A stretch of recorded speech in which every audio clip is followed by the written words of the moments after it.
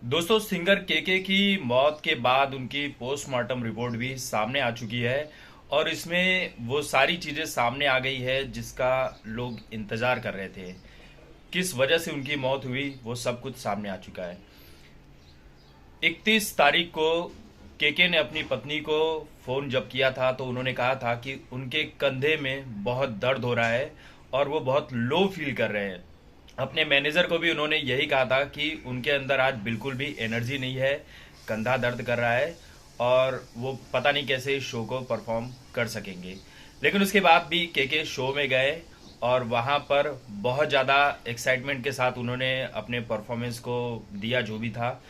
उसके बाद उन्हें तकलीफ होने लगी तो शो खत्म करने के बाद वो होटल चले आए और होटल में जैसे ही वो सोफा पर बैठे हुए थे तो वो अचानक से गिर पड़े और जो उनके सिर पर और कंधे पर चेहरे पर चोट होने की बात कही जा रही थी वो रिपोर्ट में ये कहा गया कि सोफे के कॉर्नर से लगने के कारण उनके बॉडी पर ये सब निशान आया है।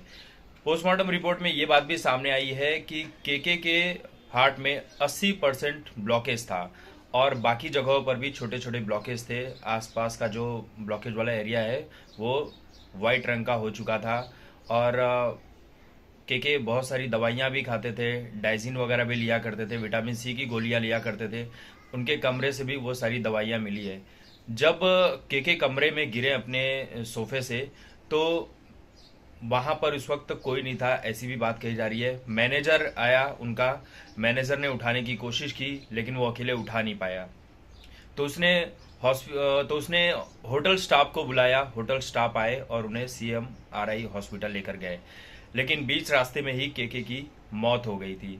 तो ये कुछ चीज़ें हैं जो बताई जा रही है कि केके के जो दिल में जो ब्लॉकेज वगैरह था उन्हें तुरंत ही कार्डियक अरेस्ट आया क्योंकि वो बहुत ही ज़्यादा एक्साइटेड होकर अपनी परफॉर्मेंस दे रहे थे, जिसके चलते उनका ब्लड फ्लो रुक गया और ये सब कुछ उनके साथ हो गया। तो फिलहाल केके की मौत को लेकर जो भी असमंजस बना हुआ था वो सब कुछ दूर हो गया। लेकिन कहीं ना कहीं ये अभी भी हम यही कहेंगे कि ये जो पूरी लापरवाही है ये शो के ऑर्गेनाइजर्स की थी, मैनेजमेंट की थी, जो वहाँ पर सही तरीके का इंतजाम नहीं कर सके। आप इतना बड़ा शो कर रहे हो, इतने बड़े सिंगर को बुला रहे हो, लेकिन 2,500 की कैपेसिटी वाले ऑडिटोरियम में आप 8,000 लोगों को जबरन घुसा रहे हो। ये भी आरोप लगा कि पैसे लेकर वहाँ पर लोगों को घुसाया गया ताकि ऑर्गेनाइजर्स को ज़्यादा से ज़्यादा फ़ायदा हो सके। फिर उसके बाद फायर एक्सटिंग्विशर वहाँ पर छोड़ा गया, वो भी कारण बन गया कि बहुत ज़्यादा गर्मी हो गई, वहाँ पर दम घुटने लगा। ऐसी भी चीज़ें सामने आ रही है। फिर सबसे बड़ी बात, इतना बड़ा शो आप ऑर्गेनाइज कर रहे हो और एक एम्बुलेंस तक आपने वहाँ पर नहीं रखा था, कोई डॉक्टरों की टीम नहीं थी। नॉर्मली मुंबई में हमने देखा है कि जब इस तरह का कोई बड़ा शो रखा जाता है तो वहाँ पर फायर ब्रिगेड की गाड़ियाँ होती है, एम्बुलेंस होती है, डॉक्टरों की टीम होती है, हर कोई होता है।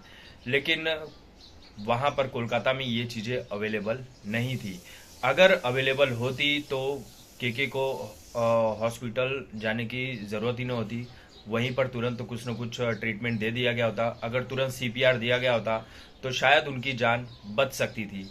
लेकिन ये जो शायद वर्ड है ये अपने आप में ही बहुत दर्दनाक और बहुत बुरा शब्द है। तो ये किसी भी इंसान के जाने के बाद बस यही निकलता है कि काश ऐसा होता, काश वैसा होता। लेकिन रियलिटी ये भी है कि जिसे जब जाना होता है वो निकल ही जाता है, उसके बाद एक ही वर्ड बचता है, काश। काश ऐसा होता।